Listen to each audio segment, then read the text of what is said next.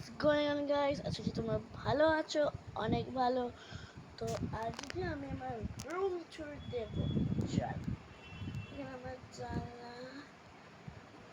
এইদিকে একটা জানলা, এখানে দেখেছো তোমরা এই বাটারফ্লাইজ, ওইদিকেও আছে বাটারফ্লাইজ।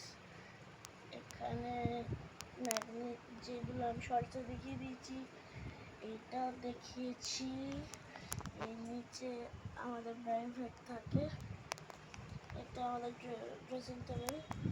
এখানে টিভি, ঘড়ি, এটা আলমিরা।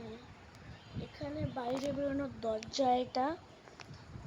আর এই যে আমাদের সুইচ বোর্ড, আর একটা ড্রেসিং টেবিলের মতো।